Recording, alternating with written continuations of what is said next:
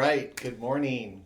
Good afternoon. Whenever you're listening to us, good day. I love it.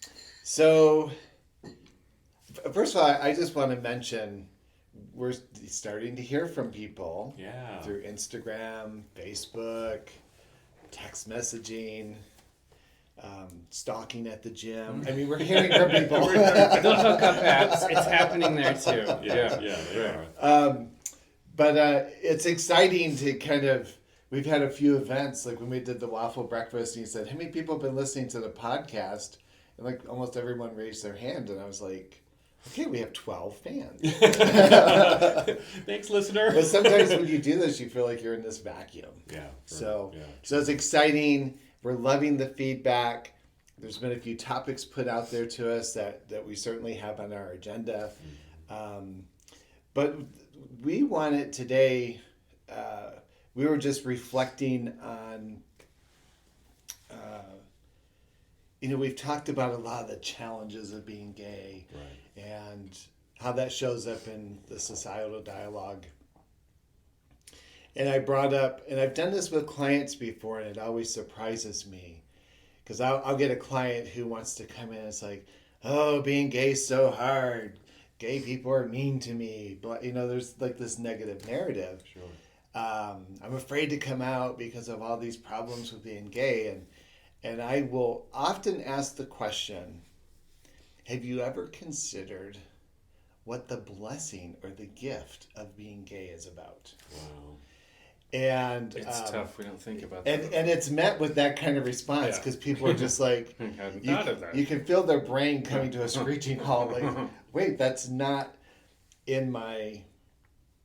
I haven't considered. Don't that. allow myself Yeah. that. Right. Yeah, just not even in your consciousness, like you said. It's just not in the repertoire of thinking about, I can think of being gay as a positive thing? Yeah. We kind of like our martyr syndrome. No. It happens. It happens. I mean, we build an identity around our experiences, and sometimes we build that around the victim or the martyr, and that's not to say those things are not legitimate. Right. But one of the reasons I keep, and I'm not going to rehash the details of it, but when I've talked about indigenous societies and their relationships with people who are outside the gender or sexual orientation norms, two-spirited, and how they were gifts, they were seen as blessings to the tribe. That just shifts people's perspectives. So I thought it would be really interesting for us, especially as we get closer to the Pride month of June, that it might be nice to talk about the gifts and the blessings and how being gay is a positive thing in our lives. So I don't know. I'm talking a lot. I will pause. And This is fascinating because, like you said, it's just something that we don't tend to automatically think about as far as, kind of the positive aspects of being gay. We steer very sharply towards the martyrdom, the victimization, things like that. And I know I can certainly do that, and that's certainly the narrative that is put out there. But now, as I'm reflecting on this topic, what are the blessings? What are the gifts of being gay? When I think about just my personal journey, gosh, I'm smiling because mine seem kind of, I don't know what the word is. I don't want to say arbitrary because that's not the right word, but here's the story that just kind of popped up in my head in regards to why I like being gay. I feel as if I have I don't want to say an upper hand, but I feel like I have some sort of an advantage or a better connection, I think, to women. Yeah. Yes. Sorry. Yeah. No, I agree. I'm thinking about my mother so much, but yes. Sorry. Keep going. Yeah. Yes. Maybe that's because I've been able to tap into perhaps my feminine side. I don't know. But I feel like I'm able to tap into the traits and qualities of being a female or feminine traits, qualities, and then be able to reflect that with other women, For sure. and then do that with men too. So I feel, I don't know, because when I think about my relationships, I have many relationships with women, and I feel like I have very good relationships with women that are not, they're not dating, certainly they're not relationship oriented, certainly not sexual for me, but I've got these really good bonds with women. And I feel that's because I'm gay. Yeah. Yeah. No, I completely agree. Like you're saying this and I'm just, that's why I couldn't control it. Like, yes, I full-throated, agree with that. And you get, it's a connection. It's a closer connection, frankly, than probably most straight dudes in platonic relationships in platonic relationships with females have. We get that. We get to have a closer connection. We aren't a threat to the female. In fact, the female is even maybe more open to knowing who we are, and it becomes vice versa, and the connection is just tighter. And it's same. I have so many really wonderful relationships with females, and I respect them. I get to know them. I understand some of the struggles. I can relate, but moreover, I appreciate the power in them, the strength that they have, and yeah, you get to experience that better because we're gay, I think. Yeah, just kind of bottom line, because of that, that fact. But I really haven't dove deep into, what are those intricacies about those relationships that make them so well connected. All I can say is blanketly say, well, I think it's just because I'm gay, and I can relate a little easier. Well, I want to see if I can frame it this way, because this is how I relate to it. I feel like I can only speak of the perspective of a gay man, but as a gay man, I don't feel rigidly defined by a gender norm. I think if I were a heterosexual male, there are certainly nuances to how I can and cannot show up in the world. But by being gay, right, there's this deliberate abandonment of being restrictive in some way. Give more of a choice, maybe. Yeah, and so for me, I feel like I don't identify as non-binary or trans. I identify as a male and gay. But I feel as if I am allowed fluidity to show up in whatever division of that masculinity that I carry. I feel like it's a much broader continuum than most men, and I think what gay men bring into relationships, for instance, with women, is the ability to not feel restrained. Whether we're conscious of it or not, certainly the stereotype is that we can be one of the girls. Yeah. Right? And so that's how I think about it. I don't know that I do have some female friends, and it's interesting. I feel like I have conversations with them that I often think they wish they could have with their heterosexual male companions. Right. Exactly. And I think it's interesting when I've interacted even with heterosexual men. Like in a lot of the spirituality work that I do, it's interesting how many of the straight men, and I feel like the younger straight men are not as restrictive as the older straight men. Yeah, right. For sure. But I certainly feel like they're so hungry to have some of that male intimacy in terms of being able to talk and to connect. Bruce and I had this friend for years, straight guy who would come to the lodges all the time, and of course our gay friends would come to the lodge and we would be all hugging and everything, and for a while he'd come in and be like, shake our hands. Yeah. And he's like Buster. And, it's Buster versus Buster. Is it safe? Okay. Buster's our dog who's a little timid. but he wants the love so much. Yeah. Well, and it's interesting. One day our friend came in, and a couple of guys had come in, had all gotten hugs, and he came up, and I was just got a hand in my hand. He goes, "Where's my hug? Mm-hmm. I feel so left out when I don't get hugs. Is it just for the gay guys?" And I said, "No, come." I said, "But just know I'm going to squeeze your ass too."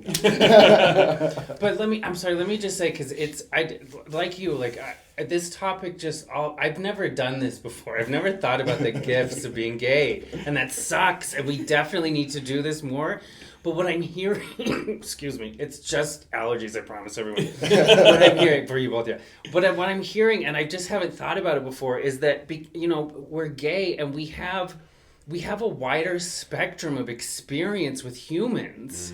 We get to experience these more tangible connections with men and women that I guess maybe just straight males don't get to do. I mean, it's their choice. They can, I suppose, but I definitely feel that. Like I'm very close with a lot of females.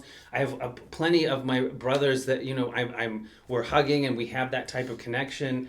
And I've just never thought about it as being a gift of being gay, but I can certainly see it now. It absolutely feels really good to think about that. Yeah. I like that word used, Jerry, that was fluidity. Because when I think of like the Kinsey scale, for example, and where someone might lie on that Kinsey scale, and there's certainly people who fall on one end and are certainly heterosexual, and on the other end of the spectrum and are homosexual. But I think truly people in general, I think, kind of maybe slide up and down that scale. And personally, I feel like I do when I'm trying to kind of think about relationships and contact with people, gay, straight men and women, I find myself really kind of dancing along that scale or just that fluidity. Because in some cases, I don't know if this is good or bad, it's just what it is. In some cases where a situation where people may not know that I'm gay, I might dial it back a little bit as far as my expression of that. I might dial it back a little bit until I get to know the situation or the people, and I can be a little bit more myself. And I would say, okay, that's one part of that fluidity on my scale. And then others, I can really kind of flourish and be myself, my true self. Even things like I'm certainly attracted to men, certain types of men, but I'm also attracted to certain types of women physically. And so what does that make me if I were to label? Maybe I don't have to label it. Maybe I can see that as just another part of my, gay gift and gay blessings. Like, I see attractiveness across the scale. We get to be this. Yeah. I love that. I don't like labeling it either. I think you're absolutely right. It's what we get to be. I love that. I'm sorry, but I'm really like taken by this because I just haven't thought about it like this before. Let me, this is a little tangent, but I'm curious how you guys will respond to this. There is kind of a social movement. It's kind of slow, but it's moving. Our history is built around establishing ourselves as gay, lesbian, bisexual, transgender. And now there's this movement saying those labels are restrictive. We don't like those labels. They separate us. And so there is a movement to get rid of those labels. Yeah. I'm here for it. Really? I think why confine yourself? Why, maybe that's part of the gift. You don't have to confine yourself. And so why, march in certain camps? I don't know. I think I think in some ways because there of those groups there are some that are certainly underrepresented, and I think as our community it's important that we identify and recognize them so that they feel a part of it. But at the same time, as an individual, I'm in different spaces where with sexuality and what attracts me and how I want to be and whatever, and that's a gay gift, and I think that to really feel that experience, it's good to get out of the label arena. They're still there, but I'm saying I like to just dip into different places when I can, and why confine yourself to something? I think I'm on the fence with it. I like the idea of labels because I think we need to be able to identify things. This is a bowl. This is a chair. This is a table. We do label things. We can identify them. Yet at the same time, especially with personhood, and you may not necessarily need to label, especially if you kind of see yourself not fitting the norms or values of that particular label. Yes. You might fit somewhere in the realm of that. I'm gay, but but there's a lot to say about what that is. And so I can just easily say that I'm gay because it's just easy to say. It's a relief, in a sense, right? Yeah. And there's certainly a construct around that. People understand in some ways, and they've got different views of this, of what that means. But but my fluidity within that realm is pretty large, I think. I was talking to a good friend of mine, and her son has identified as bisexual, and he finds that he's just getting ready to graduate high school, and he finds it very important to have a label. And his mom is like, I don't understand. Why do you have to have a label?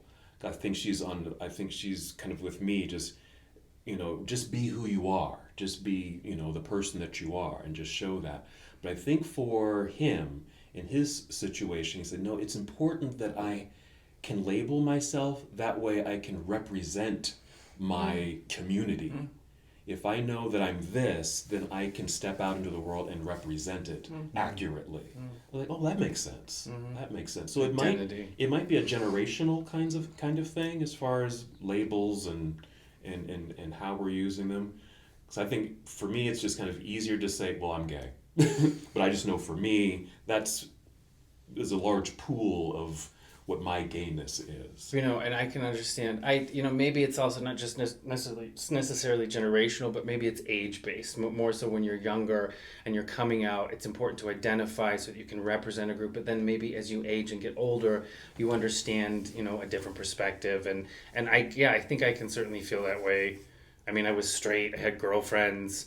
Then I definitely was gay and I was in that place. And then as I got older, I realized, I don't have to confine myself to just that part on the salad bar that, it's all open type of thing. Yeah. And so, it's experience or an understanding that maybe just came with a bit more wisdom about, myself and how I want to be in the world. But for sure, I can understand how a younger person, especially in high school, you want to grab onto some identity so you understand your place in the world, and that's a good feeling. That feels good. Mm-hmm. Well, when I go to the salad bar, I stay away from onions. Do not like onions. Karen doesn't like onions. Note. Noted. Well, but it's interesting because I'm not sure how I feel about this either. Like when I first read about this movement, I just thought, I'm almost 60, and my coming of age was that whole stand up, be counted, be seen, be out, bring a face to this identity. I certainly believe and can embrace the idea of fluidity, but I know for me in particular, I don't like onions. Like I like if you look in our house, you'll see.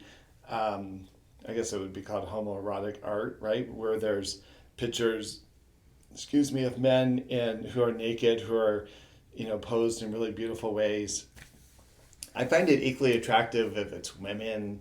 I certainly can recognize beauty and sensuality in all the other genders. I just don't want onions. Right. And so I just have no interest anywhere else on the Kinsey scale. And there's some part of me that struggles a little bit with the idea that there's a generation of people who still don't know their history or relate to their queer history, who are saying these labels limit me, when it took us 50 years to get those labels on the table and to be counted as legitimate social political identities. Understood. Right. Yeah. That makes sense. And I think I'm also hearing those narratives in other communities. Like there's Yeah. a whole discussion going on in the Black community Absolutely. about, no, I am African American. Raven Simone Yeah.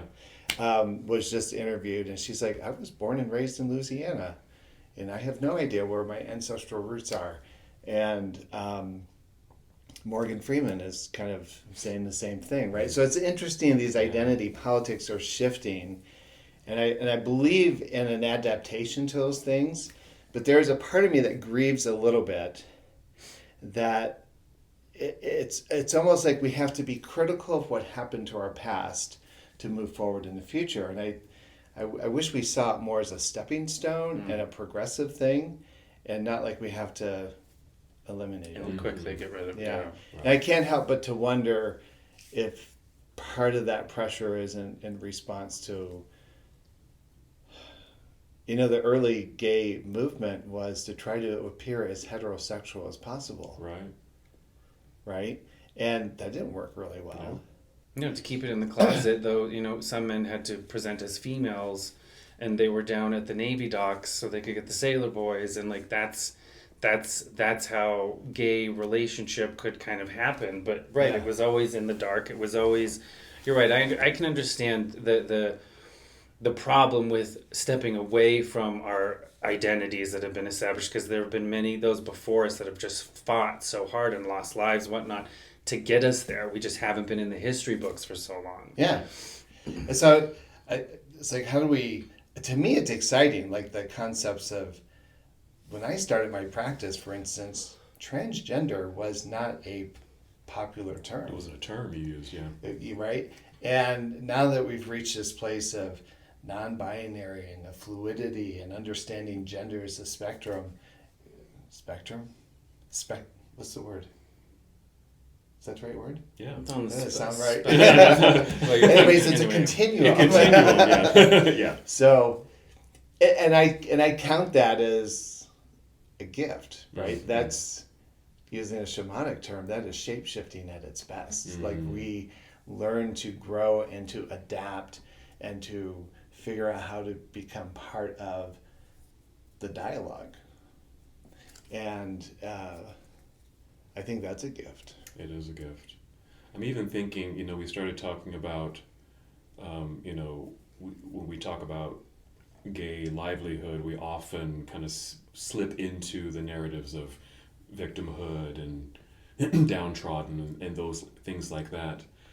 And we don't want to dismiss that, just like you're talking about, we don't want to dismiss our history. I think part of our celebratory,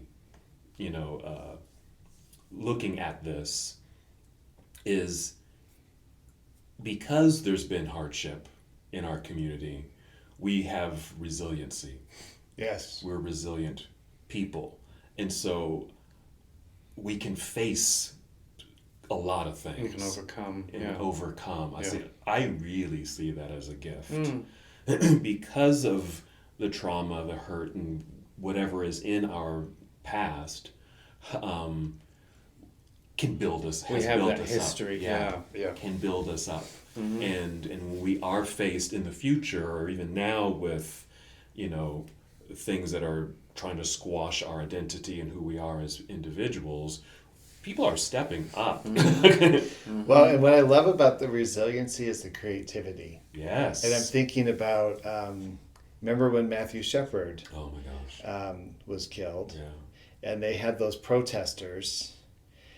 Who else would think but to dress up as angels and to become like a shield Yeah. between the mourners and the protesters? Yeah. Or look at Storybook Hour with the drag queens. Yeah.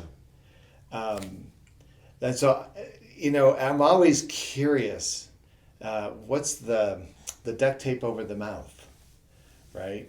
That was The kind of a Adam Buska, campaign. yeah. That was a campaign for. I mean, there's some really interesting ways that we've been able to kind of demonstrate our circumstances Mm-hmm. and to stand up for ourselves. Stand up. And I think that creativity is a big piece. It's a gift. Yeah, A gay truly a gift. gift. Yeah. And to celebrate that, really, you know, even, you know, because see myself, you know, I'm not that person who's out on the steps of the Capitol and protesting, or even, you know, doing the drag queen story hour.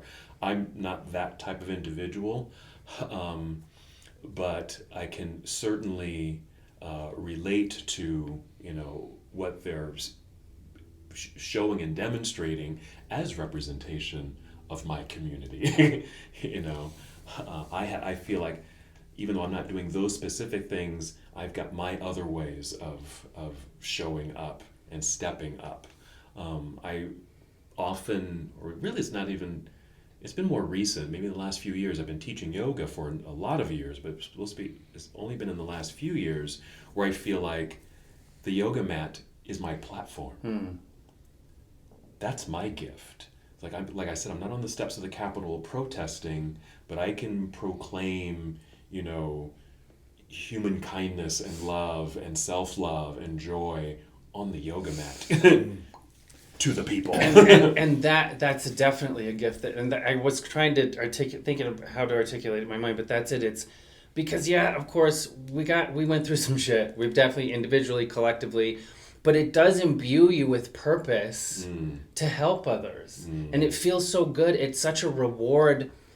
You know, it was horrible, but we're out of it. We've rise from the ashes, and we're creating this community where we're bringing, you know, this is our activism. This is our healing powers that we have. Yes. From coming from this place of fucked upness. Now we're coming out and we're hosting these groups, and people are showing up and they're starting to contribute. We're building this community of healing and happiness, and yeah, it's a gift. It's a gift that we have because we're gay. I don't think that it could happen any other way.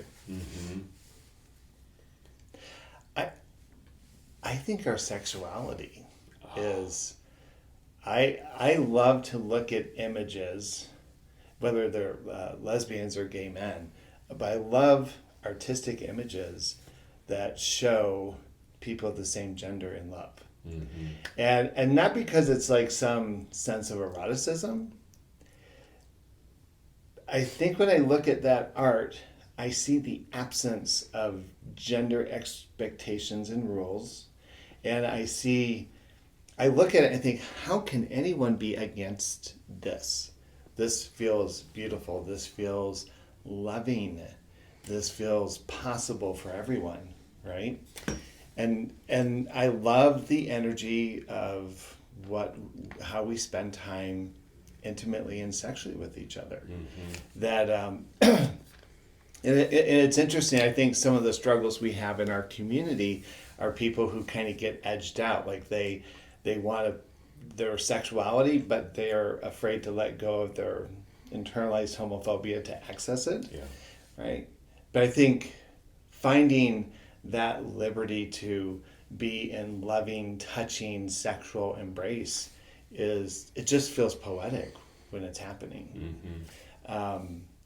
And I think it's a very powerful gift. I mean, again, I'll just, because I'm on that platform, a lot of these indigenous folks traditionally would see that as magic making. Yes. Like if we needed a really potent piece of medicine to happen, then you'd give it to someone who walked that path. And the sexual energy that was created could then be sent into the world. Yes. Or sent to the person who needed it. And I thought, isn't it interesting how powerful that can be? That in some traditions it was seen as actual medicine. Medicine, magic, power. Yeah, I have to agree. I mean, I love sex. I love male sexuality, the intimacy, the sex between men, because it's so, I don't know, it's just beautiful. It has so many layers to it, I believe. It's erotic. It can be nasty and deep and, dark. It can be very beautiful and light and intimate. It can be very healing. I've had sexual experiences with people where this magnetism, this healing vibration just seems to resonate from us, and felt quite empowered by it. And I wish that on other people. I wish that on straight men. Like, try some gay sex. You know? You might not be so uptight. Well, yeah. Right. They might not be so uptight. You might have more of a smile on your face. Yeah, exactly. It just feels so liberating and joyous.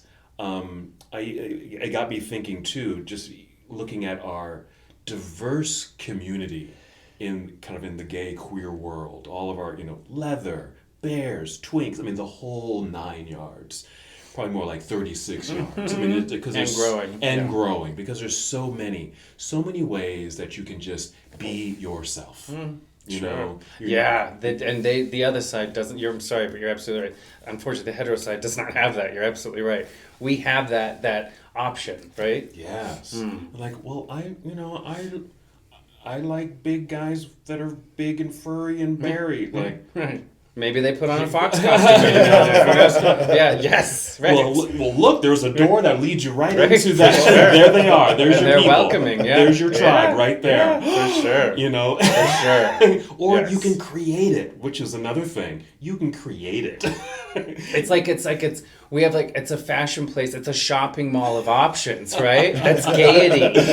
We just get to go in and that's intriguing. I'll give that a shot. Yeah, I definitely see that. So many options, so many ways that you can express yourself, and I think that's magical too. Because if you feel like, assumptions. I'm making assumptions. If you're heterosexual and really kind of on that end of the spectrum, on the Kinsey scale, it kind of narrows your view of life and what you can do, what you're expected to do sexually, socially, etc. Where I feel like in our gay world, our doors are just they're just wide open as far as the possibility. And more being constructed, right? More and more keep popping up, more options, more doors. Because it is, you're right, but in that one end of the Kinsey scale and that politically and religiously, where those are dictating you need to be, that's just not something that we adhere to so well in our community. We really have the pathway open for us to choose. We can decide. I'm thinking now just relationships too, and just how we do relationships. You had talked about, Jerry, just the kind of the heteronormative, where there was a point in our history where we wanted to be seen like everybody else, kind of seen like, we can be gay or we can be straight acting too, we're just people. But I think we got to a point. It's like, no, I don't want that. I'm more than that. What have we done? Yeah. I love clients say, I just want to be normal, and I'm like, why? Yeah. That's almost insulting to the spirit. Oh my gosh. But I love what you're bringing out about relationships, and this is very anecdotal, so I don't know if there's research about this. But if I have a heterosexual couple come into my office to do couples counseling because there's been infidelity, we are literally talking about, can this marriage be saved? Right. Divorce is pending, right? And I will often say, it's interesting how much emphasis you're putting on a sexual behavior to determine the future. But if I have a gay couple or even anyone in the queer spectrum that will come in, frequently it's like, how do we need to define our relationship? What does it need to look like? Like, there's so many more options available. Well, but let me just say, I'm sorry, but on the flip side, if you're dealing with a heterosexual couple on that issue, you bring in two gay dudes, they're probably asking you how they can open up their relationship, how they could bring on a third partner. Like, that's how they're thinking about enriching the relationship. Yes. On the flip side, it's over. Like, they don't know how to get past the fact that this infidelity had happened on the hetero side of things. And you're right. I will frequently have people say, how do we make this work as an open relationship. Yeah, right. And you know, the way I kind of couch that is, you know, I have a brother who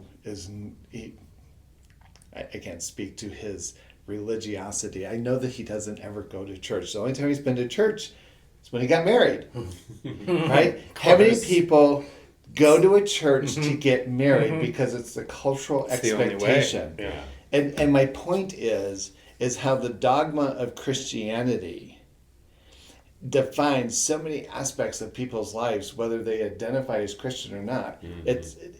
I'm not Christian, but it certainly influences how I relate and navigate this world. Yeah. Right? And if you think about historically, gay people weren't invited in churches. We didn't want you there. And so, to me, the gift was our ability to create our own sense of morality and our own sense of independence about the fluidity of how relationships and sexual relationships would work. Yeah. We are free of cultural expectation. You just said it. You said what culture expects us. We know where the straight couples lie. We know it's the man that's the bread that brings home the bacon. It's the woman that stays home and takes care of the babies. Even, excuse me, in situations where that's flipped, everyone's like, oh my God, the wife is working and the man stays home with the babies. Right. And it's so fucked up for people to try to process. But that is a gay gift of ours, is that cultural expectation is, we're like, what? We don't know her. Like, it's not, we're in the shopping mall of options all the time, right? There's actually relationship research that would suggest that queer folks, gays, lesbians in particular, have much higher relationship satisfaction totally. than heterosexuals. And the defining factor is that gay couples actively negotiate what is otherwise defined by gender roles. Yes. Right? So two men in a relationship, like for instance, at our house, Bruce typically cooks dinner because he gets home first and he'll cook it. And I just naturally pick up the other end and I tend to clean things up and put things away. He put the effort into, not that was ever decided, but there's just this fluidity, nor is there an expectation based on, well, you're the wife kind of thing. Right. And he's much more productive and efficient when it comes to like taking care of sprinklers and the mechanical pieces. And I'm probably much more efficient just in terms of cleanliness and organization and the financial. But none of that was defined by gender. It was kind of like, hey, this is my strengths, here's your strengths, Exactly. and let's navigate that. No, let me say, similar with John and I. Like, I know, like, just the other day, I was kind of angry because I'm always the one that fucking unloads and loads the dishwasher, and I'm thinking, am I the woman in this relationship, all this stupid shit? But then I realized what it's really about is that I'm an only child. I was raised with parents that had very high expectations of cleanliness, and you walk a line, and it's just how I was raised, and so I just automatically fall into that, the kitchen management, the grocery shopping, making dinner, cleaning up, all that stuff.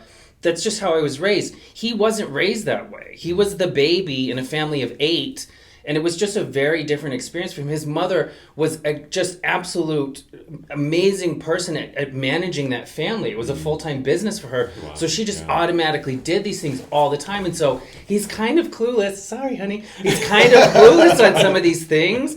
But there's so many other things that he brings, just like Bruce, into the situation to make it this symmetrical, beautiful thing. And it just kind of happens. Yeah.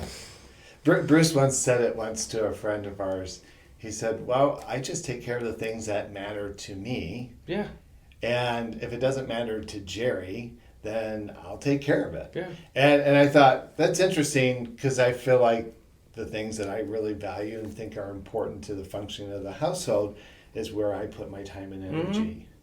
And it just so happens, in our case, we're kind of yin and yang, like our talents are somewhat opposite of each other, but complementary. They complement each other. Yeah. So I let's make this personal.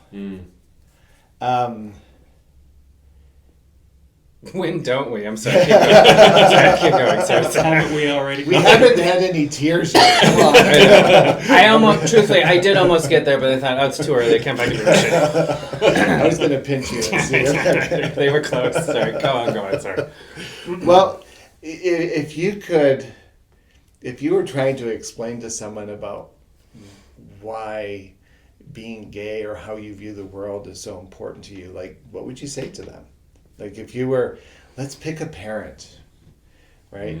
I had to tell Joyce, if I had to tell Dad, like, this is what I find to be so valuable about who I am and how I show up in the world, and what would you say? Wow. Okay, let me try. So I'm doing this. I'm speaking to my father right now, and I'm thinking about him asking me that question, which would be amazing if he ever did, and he never will. But for the sake of this, let's say he did. I think it is because I feel I have a better ability to connect with my real world and my people in the world, and to be in service to those people. It feels it's such a rewarding thing to know that we're hosting these groups and people are showing up and they've needed this so badly, but they've been so hesitant because of all the fucked up shit in the world out there telling them that they can't have this or that because they're not this certain way. And I think I know that's what I've been feeling more and more as we're podcasting more, as we're working more in this group, is that I'm just so grateful that I get to be able to do this. And it's definitely because I'm gay. It's definitely a gift of being gay. It's because I've gone through it.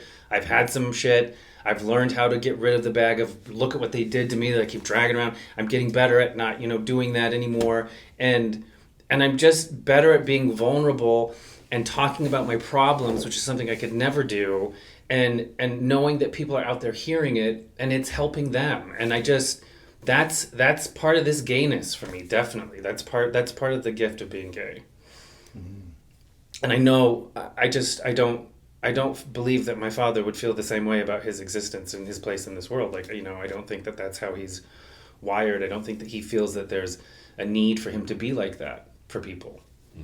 Do you know it's Harry Hayes, who's the gay civil rights leader we've talked about in the 40s and 50s, made an observation. He said, it's interesting, our people, see if I can get this, our people tend to show up in very service-oriented ways. Yeah.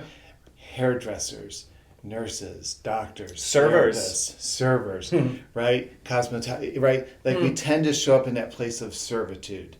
And he furthered that notion. He said, and he was talking many years ago, but he said, if you think about all the immigrants and the people who came to this country, they brought with them their artisan skills and their understanding of how to make things and to do things. And in some way, they had to kind of establish their right to exist and what they could bring to the broader community. Sure. And he challenged us as gay people to take that inventory, to communicate to the world outside of our queerness the value and the service that we bring.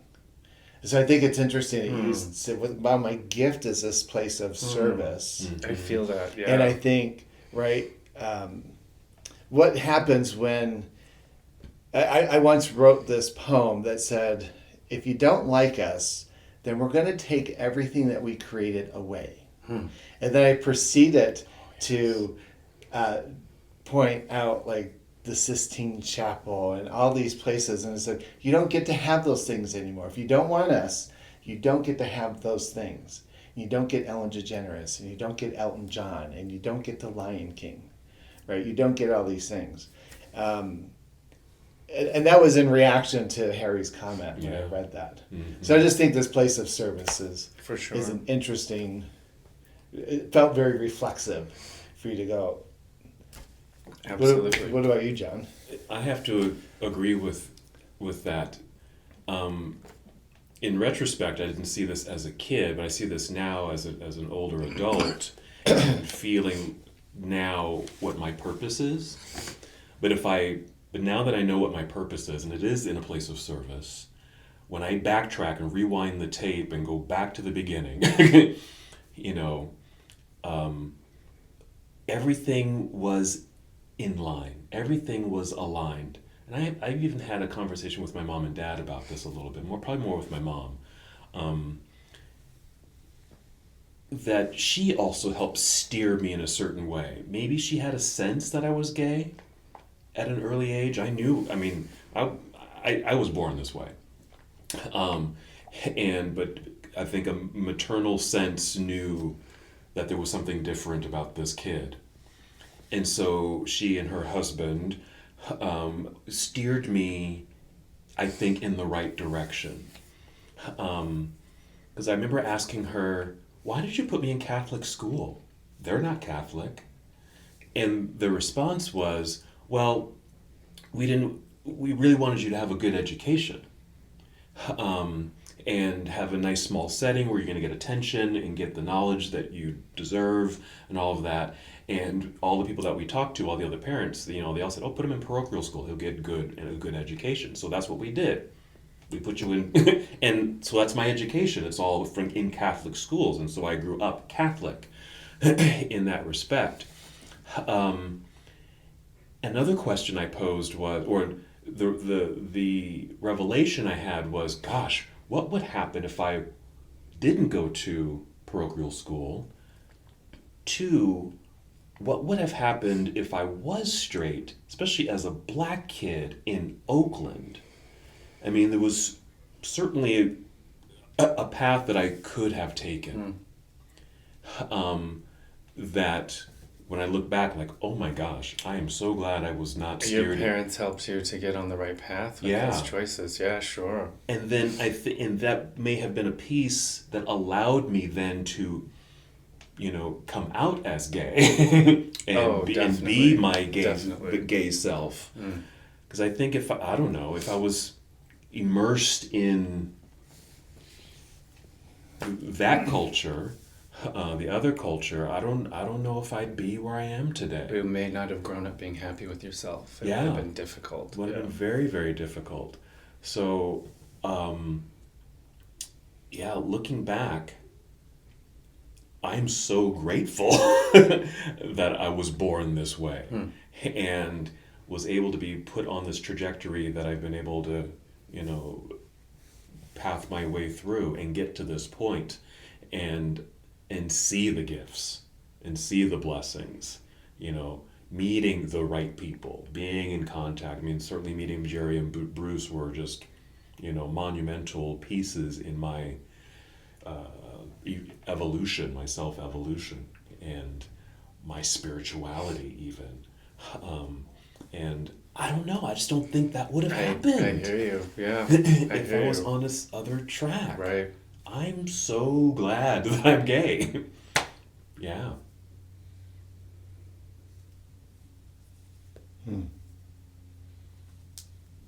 That you were born this way. I was born this way. I mean, I'm just going to say it because it's an obvious one that we just haven't said. But yeah, then we also generally have more expendable income because we don't have so many kids. And so to me, that's winning. But, but I love gay families and gays. It's a good thing. Be quiet. Yeah. Just sit here and smile. Everyone out there knows I'm right. Everyone knows I'm right. Well, I in asking that question, I get to sit here and pause and listen to you guys. But the word that keeps coming up for me is magic and magical. And I've had a lot of unique opportunities to sit with queer folks around the world. Yeah. Like Mongolia, you think the closet's bad here, right? Mongolia is just now starting to open the door to understanding gay folks, right? Wow. But what's interesting, wherever I have sat, independent of whatever the language is, there appears to be a common understanding, a common relatedness.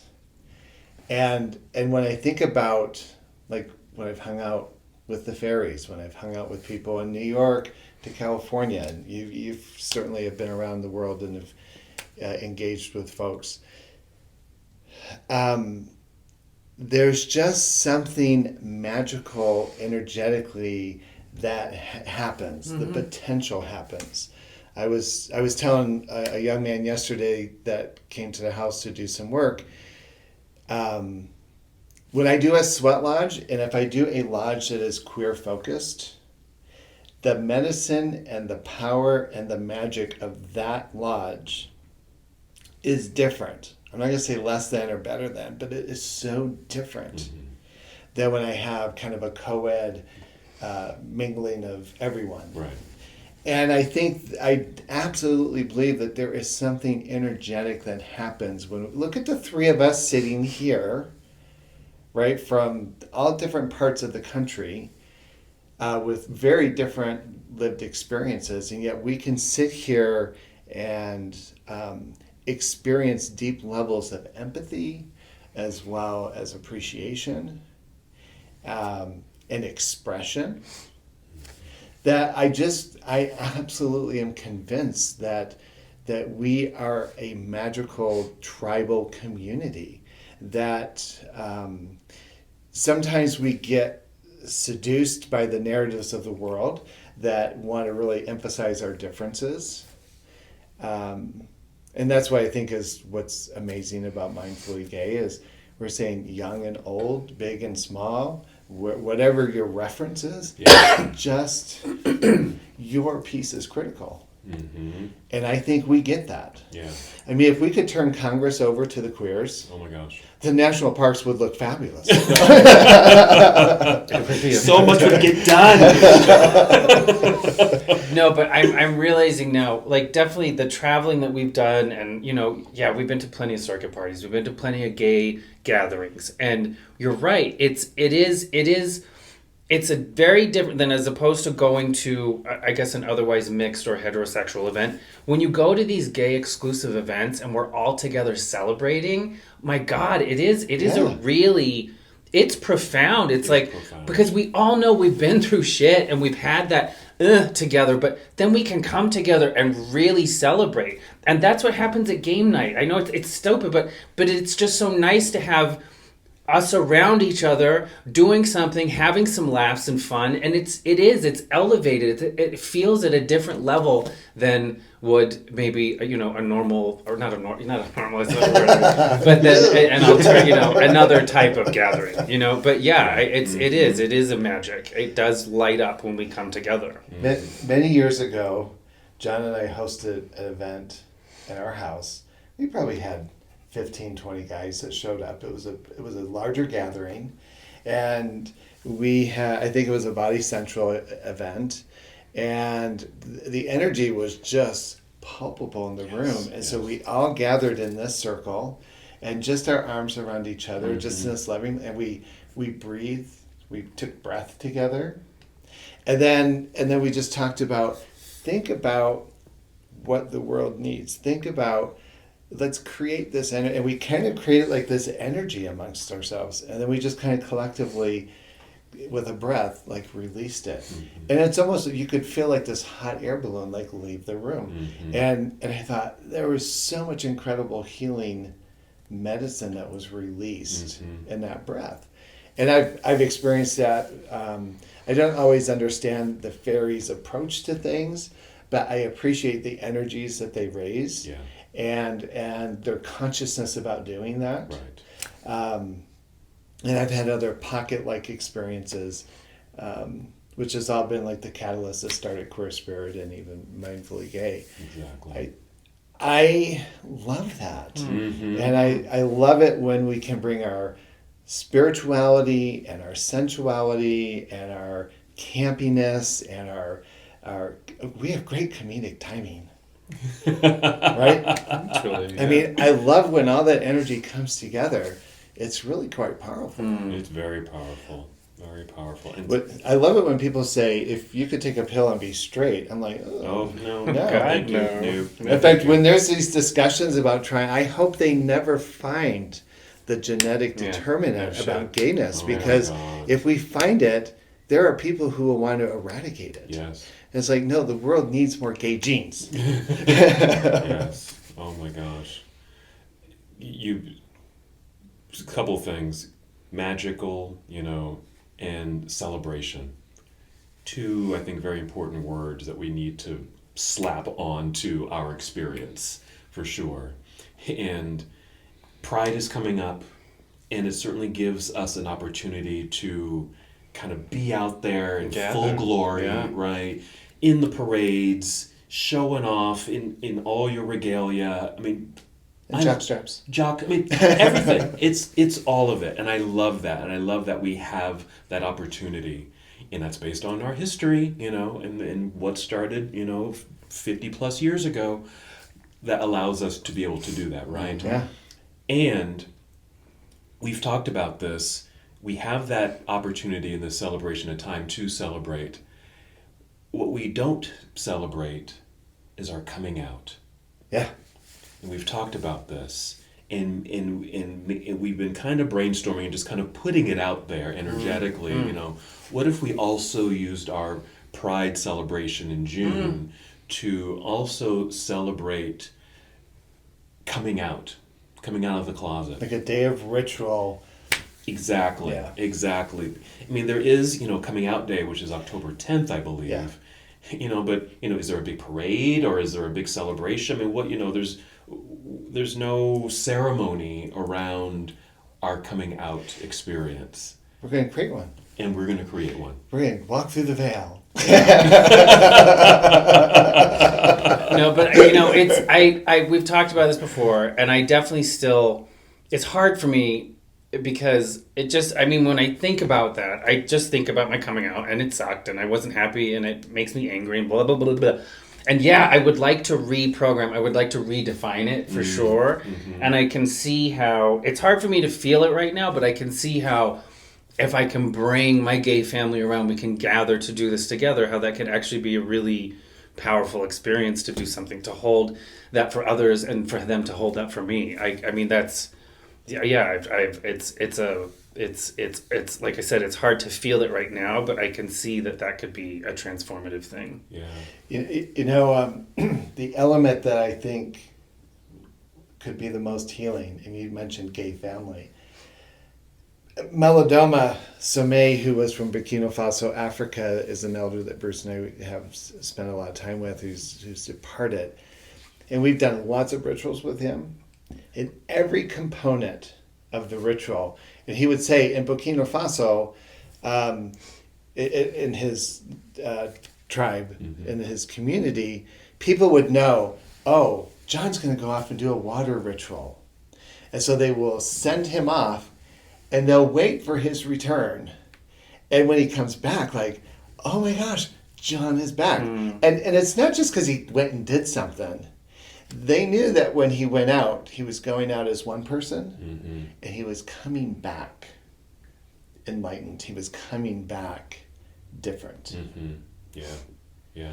Right? And think about when we leave the closet, when we tell that first person, I'm gay, or I'm bisexual, or I'm transgender, you can't go back and say, I'm just kidding. Yeah, right? You can't put it back, right? You're different the minute you walk through that veil.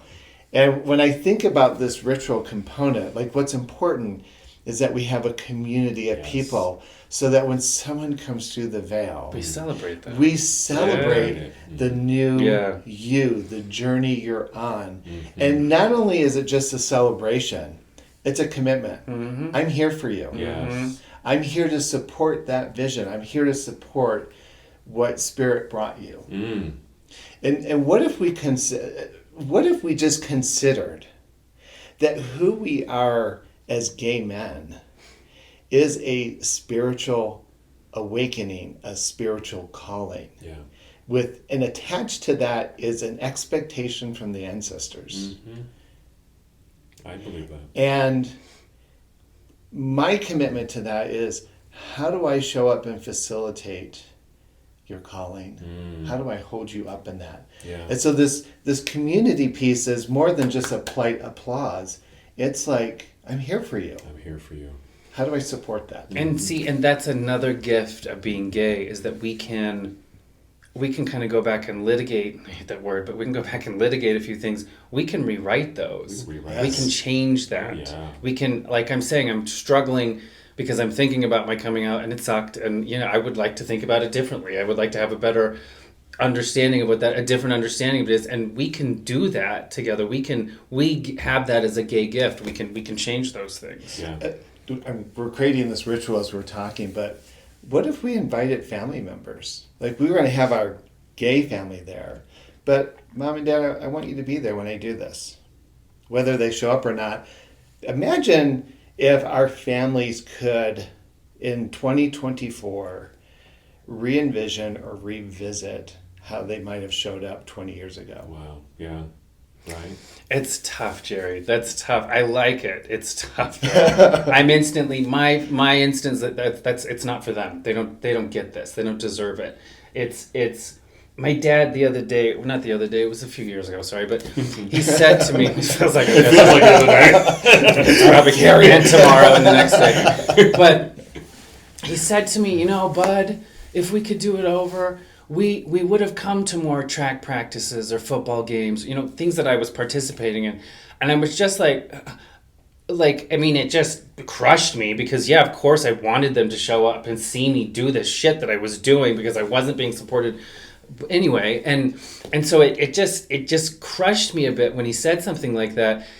And I just had to quickly to get rid of it. I'm like, well, if we get to do it over again, maybe that's what we can do. And it's just, that's where it ended. And we've never talked about that type of thing again. And so I don't know, in some ways I'm so still resentful about stuff, and I just feel like I don't want them to be a part of my celebration of coming out. But at the same time, I am guilty of not allowing them to grow. I'm guilty of not giving them the credit that, they had to come out to after, and that they've got to go through, and it's tough, Jerry. It's a tough one. Yeah. But I like, I do kind of like the idea of thinking that they would be there for that second coming out or that celebration, but at the same time it's kind of hard to, I don't know, I'm struggling a little with it, but yes. See, it's interesting. I don't know that I have anyone in particular. Like, I'm not terribly invested in how my parents think about things. I think if my coming out could have been different, I wish my ex-wife could have not been caught up in the tidal wave of pain. Like, she had no business being victimized by that. Sure. And I'm not, I don't hold on to that because I don't know, in the 90s what my options were. Mm. And I really went into my religion and into my marriage with full intent. And it really wasn't until we had our first child, our only child, where I just I was just very conscious about, if I don't stop this now, she's going to be damaged. Mm. And I was almost willing to be the sacrificial lamb, if you will. Like, I'll just kind of quietly suffer through this. But then I realized, no, there's too many others going down with me. But I often think it just was not fair for her as this I hear you. completely competent woman. Mm-hmm. And yeah.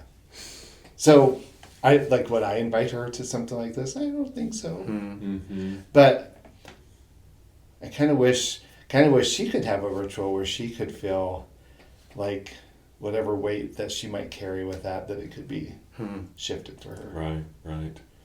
Just as, we have our coming out story and experience, and like you just mentioned, both of you, the people around us, especially like parents or siblings or spouses, they have a coming out experience too. So I'm on the fence with this. Could I see them coming to our ceremonial experience of coming out? Yes, no, but maybe if they had something on their own. Yeah, over there. They could have refreshments. Because you talked about, when you do lodge with the queer community, it's such a different experience. When you go on, all inclusive gay experiences, it's a different energy.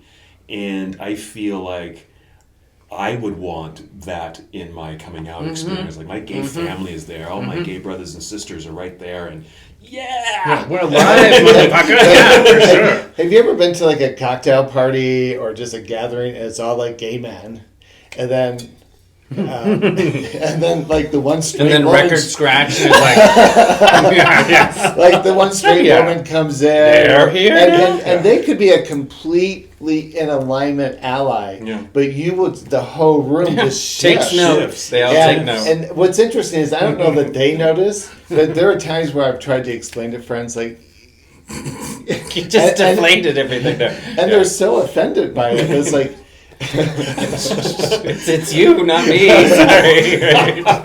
it's just your medicine is different. exactly. Yeah. We may have to cut this out. Oh man. And I love my allies, and I've got some Sure, friends who are for listening sure. to this, and I love them dearly. For sure. But I do think, I think that place of privilege is hard, because I think heterosexual people tend to be the norm and the rule. And so the idea that they somehow could influence the temperature of the room is hard for them to hear. But I think it also speaks to our need for community to be able to, when we first used to do Queer Spirit, the biggest criticism I ever got is, well, how come we don't do a retreat for us? Yeah. It's like, because every day is a retreat for you. Yeah, precisely. Yeah. Yeah. Right. Exactly. Yeah. Yeah. So our gay blessings and gifts. Go and send someone. No, I'm glad we talked about this because I just, like a lot of things that we bring up, I don't look at things from this perspective. Yeah. And it does, recognizing that we're imbued with these abilities and these things that are gifts that others don't have. And it's really important to remember those things because oftentimes we just get caught up with all the negative and dragging it around all over the place. But the truth is we can come together and celebrate. And it's a very different experience, and it's a very powerful one. And that's because we have these gifts and they're stronger when we come together. Yeah. That sounds like a great plug for our retreat. No. Which by the time this airs will be in October. That's right. That's right. So, yeah, I think the three of us need to keep revisiting this. Yeah, I would Absolutely. like to. I would like to. I love where our conversations are going, but I think we always have to tap into that space of we have the power to engineer the outcomes of our lives. And we have to do that from a place of strength and beauty. And we have to identify ourselves as gay, bisexual, transgender men, that we bring a unique offering to the world. I like that. They may not recognize it immediately, but we don't need them to recognize it. We need to We've got us. honor it. Yeah. Yeah. Amen. Men. Amen. Gay Mostly men. Yeah. Gay men, thank you, yes. Thank you for tuning into this episode of the Mindfully Gay podcast. If you enjoyed our conversation today, please remember to hit that like button and subscribe to our channel. This way you won't miss out on any of our upcoming episodes, where we continue to explore fascinating topics and share meaningful stories. Your support means the world to us. See you in the next episode.